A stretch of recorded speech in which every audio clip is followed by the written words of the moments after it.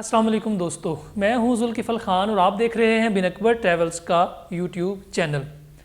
दोस्तों, दो बड़ी इम्पॉर्टेंट चीज़ें हैं डिस्कस करने वाली, बताने वाली।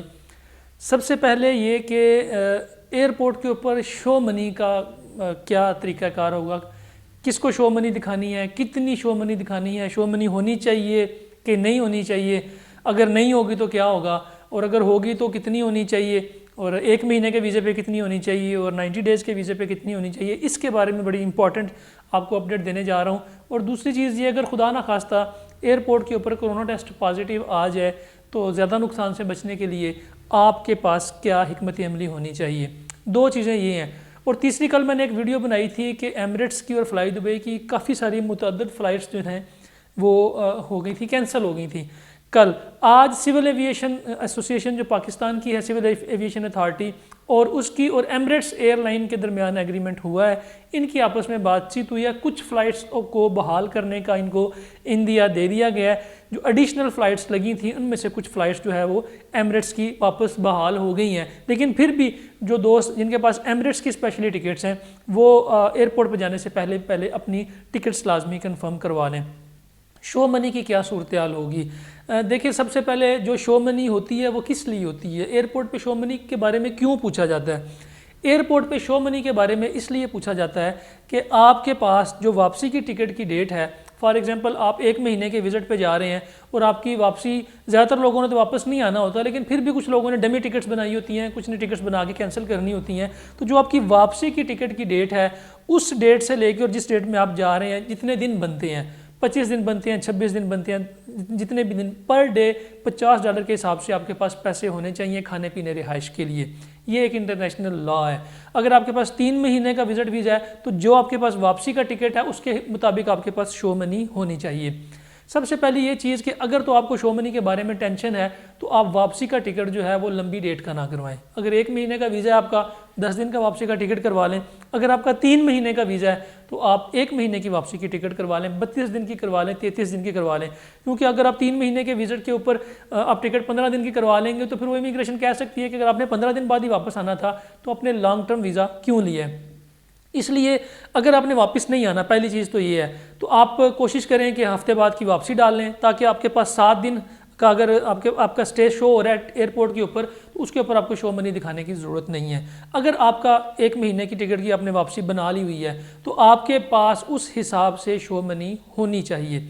और कितनी होनी चाहिए शो मनी? शो मनी इतनी होनी चाहिए कि आप आराम से आपका गुजारा हो सके। अगर आपके पास शो मनी नहीं है तो आपके पास कोई डेबिट कार्ड, कोई क्रेडिट कार्ड, कुछ भी आपके पास होना चाहिए। अगर ये भी नहीं है तो आपके पास होटल बुकिंग होनी चाहिए कम से कम, कि आपके पास रिहाइश रखने के लिए तो कुछ ना कुछ है। किसी दोस्त के घर का एड्रेस होना चाहिए, उसका फ़ोन नंबर होना चाहिए और उसके एमिरेट्स आईडी की कॉपी आपके पास होनी चाहिए। अगर ये नहीं है तो आपके पास कोई डमी होटल बुकिंग, एक ऑनलाइन होटल बुकिंग बनती है। आप अगर आप देखेंगे जी एयरपोर्ट के ऊपर आपको पूछ रहे हैं कि जी आपके पास शो मनी है या नहीं है, तो आप उनसे कह दीजिए मेरे पास होटल बुकिंग है। अगर आपके पास उस वक्त होटल बुकिंग भी मौजूद नहीं है तो आप अपने मोबाइल से बड़े ही आराम से ऑनलाइन होटल बुकिंग कर सकते हैं। hotels.com पे कर दें, expedia.com पे जाके कर दें, या फिर आप bookings.com पे जाके अपनी होटल बुकिंग बना सकते हैं। आपके पास कोई भी डेबिट कार्ड मौजूद है, उस डेबिट कार्ड की डिटेल्स डाल के आप अपनी होटल बुकिंग कंफर्म कर लें, और जैसे ही आपका प्रिंट आपके पास आ जाए, एयरपोर्ट पे बैठे बैठे आप ये काम कर सकते हैं और वो आप उनकी बुकिंग आप उनको दिखा सकते हैं।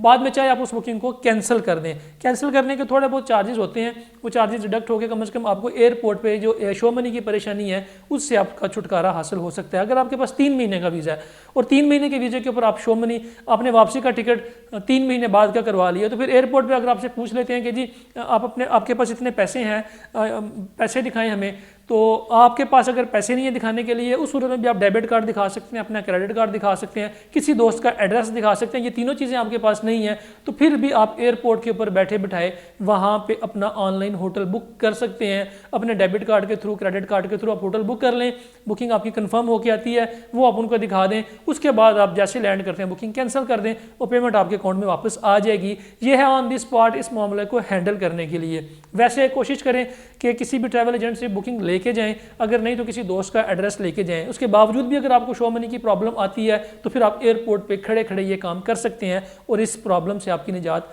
छूट सकती है।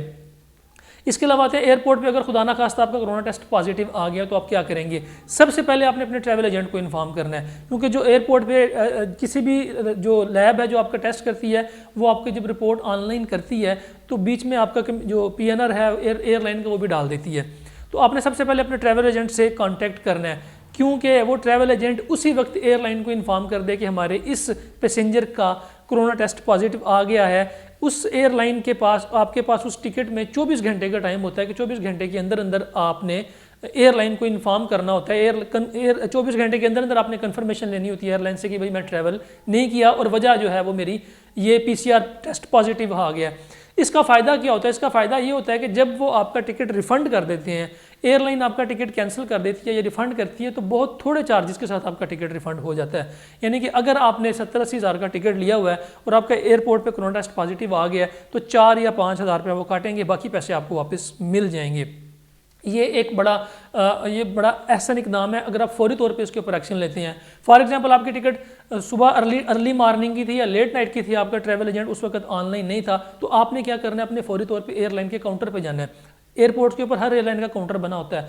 आपका कोरोना पॉजिटिव आ गया, आप वो टेस्ट लें और एयरलाइन के काउंटर पे जाएं, उनको बोलें कि जी मेरी टिकट जो है वो रिफ़ंड कर दें, कैंसिल कर दें मेरी टिकट, क्योंकि मेरा कोरोना टेस्ट पॉजिटिव आ गया है। उसके बाद आपने बाकी काम करने हैं। बाकी काम क्या कर रहे हैं वो पहले आपको बताएंगे, टेस्ट लेबॉर्ट्री वाले बताएंगे, एयरलाइन बताएगी कि भाई आप 15 दिन अब ट्रैवल नहीं कर सकते, आप घर जाएँ, क्वारंटाइन हो जाएँ। आप वापस आके दोबारा अपना PCR टेस्ट बाहर कराएं, क्योंकि एयरपोर्ट पे होता है रिवर्स ट्रांसक्रिप्शन टेस्ट, बाहर होता है जो PCR टेस्ट होता है। तो इसलिए आप कहीं बाहर से RT यानी कि रिवर्स ट्रांसक्रिप्शन टेस्ट कराएं, वो भी चेक करें, क्योंकि समटाइम्स एयरपोर्ट के ऊपर जो किट्स होती हैं उनका रिजल्ट सही नहीं आता।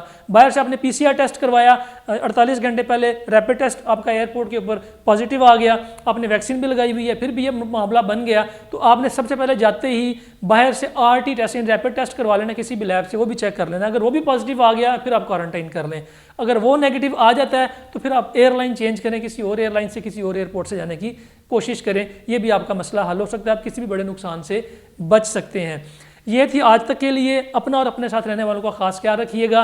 और मुझे बहुत से दोस्त मैसेजेस करते हैं, कॉल्स भी करते हैं कि जी लोग आपके खिलाफ वीडियोस बना रहे हैं, आपकी वीडियो देख के वीडियो बनाते हैं, कंटेंट आपका कॉपी करते हैं। तो मैं सब दोस्तों से यही गुजारिश करता हूँ कि मेरे पास इतना टाइम नहीं है कि मैं किसी के भी वीडियो का जवाब दूँ या मैं देखूँ कौन मेरा कंटेंट बना रहा है या नहीं बना रहा। हर कोई अपनी कोशिश में अपने व्यूअर्स को अच्छी इन्फॉर्मेशन देने की कोशिश कर रहा है। इन्फॉर्मेशन व्यूअर्स तक जानी चाहिए, वो चाहे मेरे थ्रू जाए, चाहे किसी भी और चैनल के थ्रू, चाहे बाकी भी दोस्त आप लगे हुए हैं यूट्यूब पे काम कर रहे हैं, अच्छा काम कर रहे हैं। अगर कोई मेरा कंटेंट लेके कॉपी करके वीडियो बनाता है तो उसके भी व्यूअर्स हैं जो मेरी वीडियो नहीं देखते, तो उसकी वीडियो देख लेंगे, उन तक इन्फॉर्मेशन चली जाएगी। हमारा मकसद है आप लोगों तक इन्फॉर्मेशन टाइम पे पहुंचाना, ताकि आपका पैसों का भी ज़िया ना हो और आपके वक्त का भी ज़िया ना हो। इसके अलावा अगर हमारे खिलाफ कोई वीडियो बनाता है तो 100 दफ़ा बनाए, हम उसको वेलकम करते हैं। हो सकता है कि उसकी वीडियो बनाने से हमारी इस्लाह हो जाए, हमारे अंदर बेहतरी आ जाए। हो सकता है कि हमारी जो वो हैं, हमारे अंदर जो कमियां कोताहियां हमें नज़र ना आ रही हों, किसी के पॉइंट आउट करने से हमें नज़र आ जाएँ। अपना और अपने साथ रहने वालों का खास ख्याल रखिएगा। अपने इस चैनल का भी मुझे दें इजाज़त। अल्लाह हाफिज़।